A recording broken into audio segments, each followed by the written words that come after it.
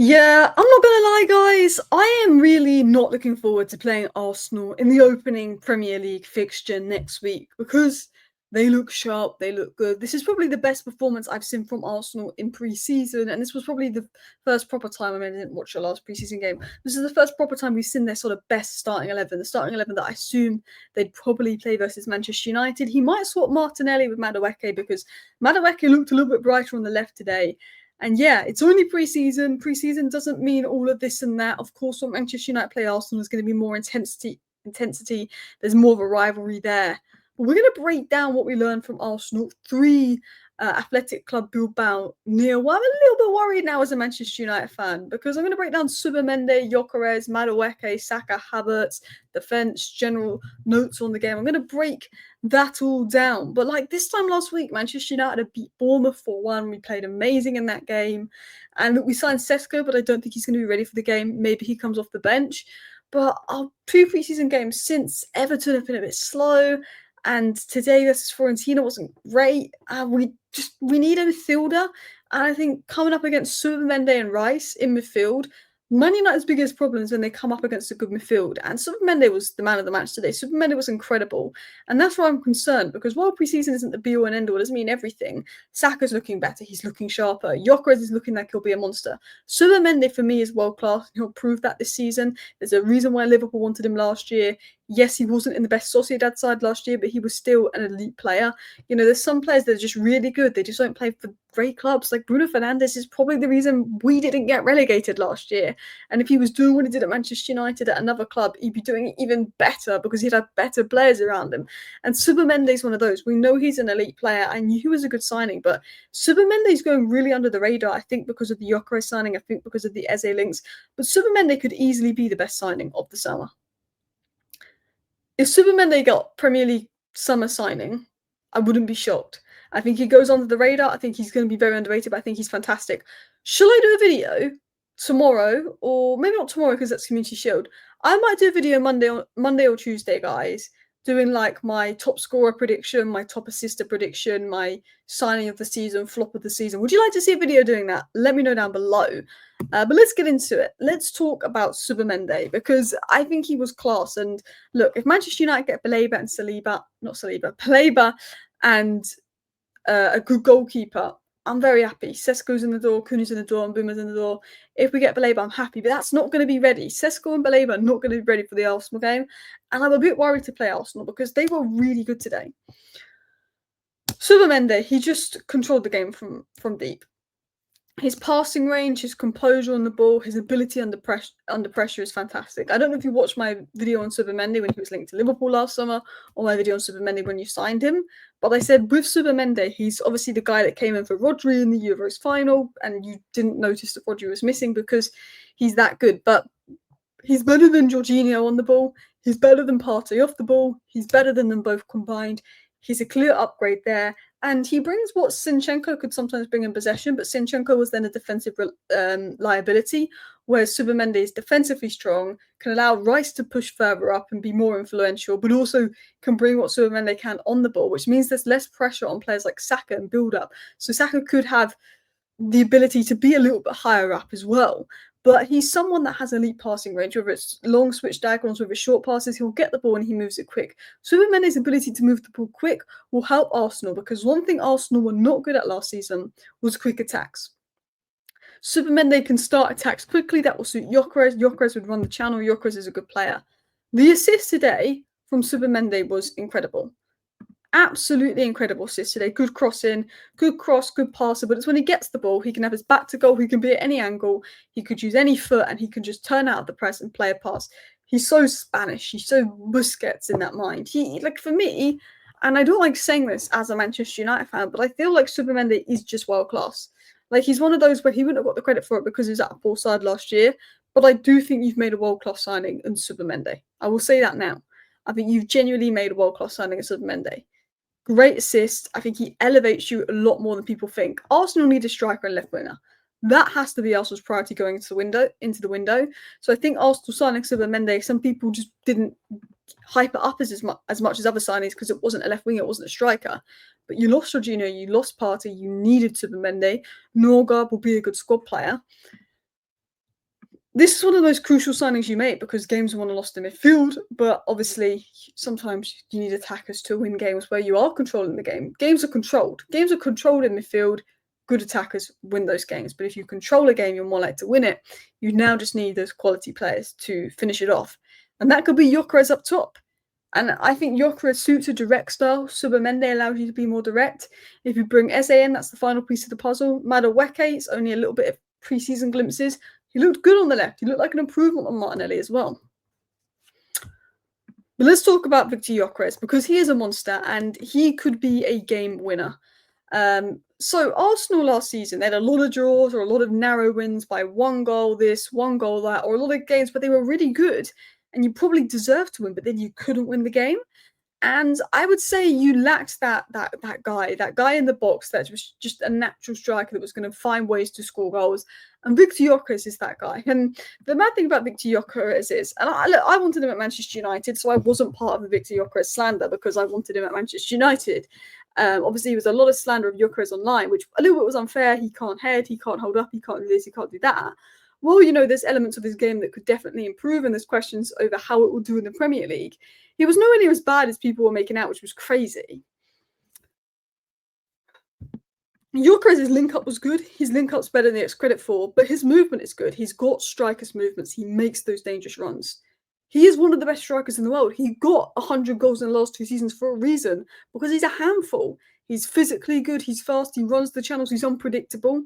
He scored a good header, but he also linked up well. He obviously is known for running the channels, known for being direct, and I think Arsenal will have to adapt the way they attack to Gyökeres at times, and I think Arteta is willing to do that.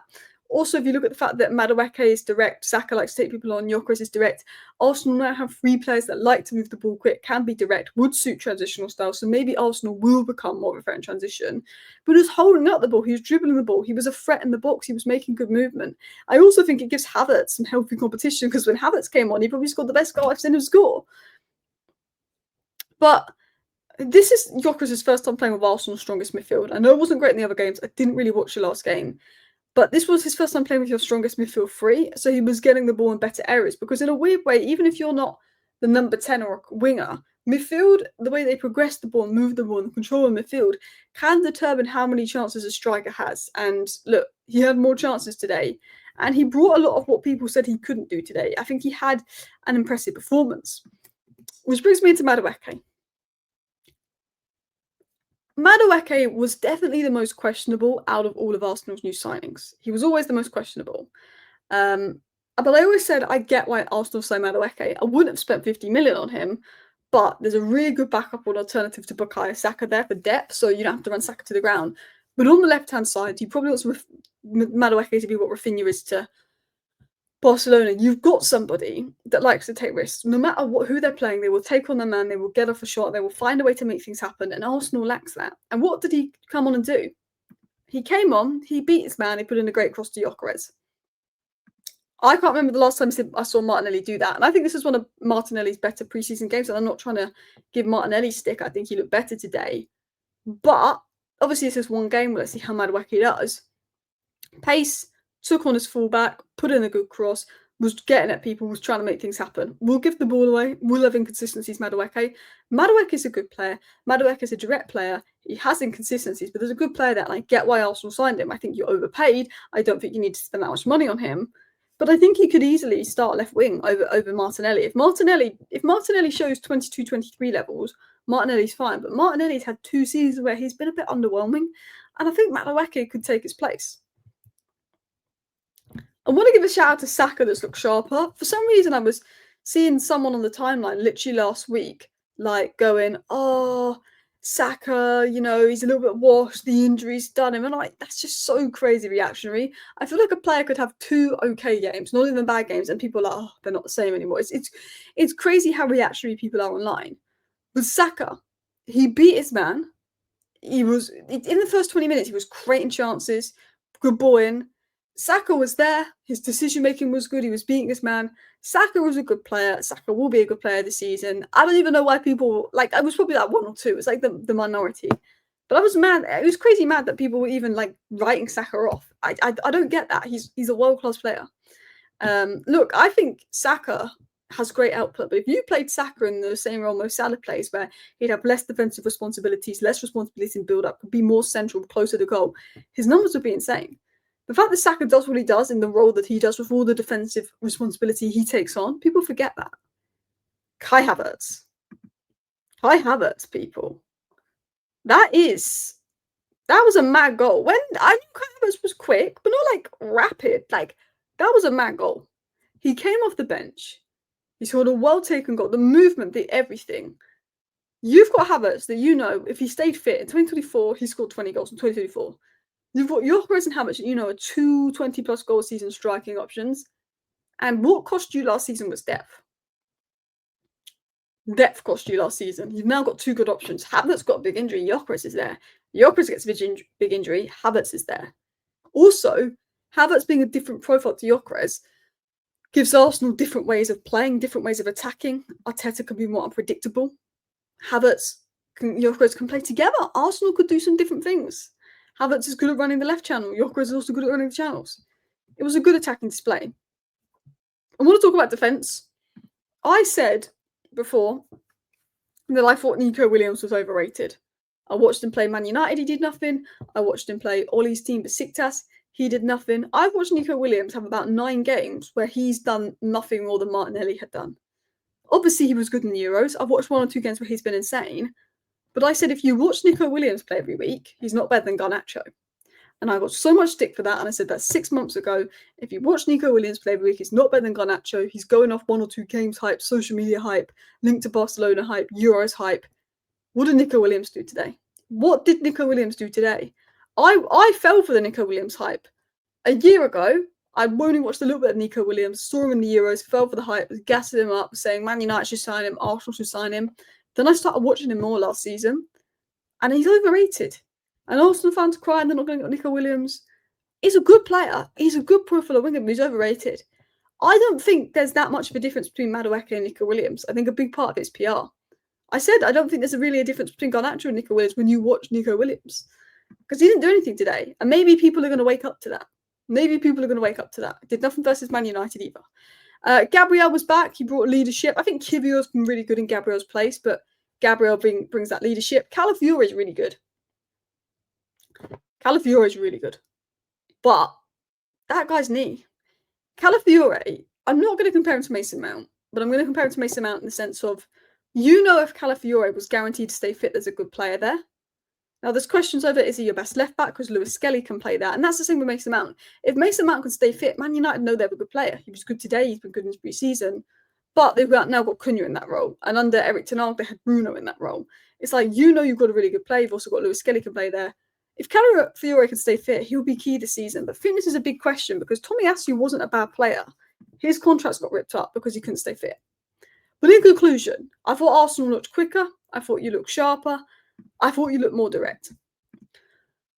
Gyokeres and Zubimendi, I think, is transforming the way you play. I think Madueke, as I said, I did a video on Madueke. What the Madueke signing really tells us about Arsenal. There was a reason he signed Madueke. It was for directness. It was for unpredictability. I don't think he was worth £50 million, but I said there's a decent player there.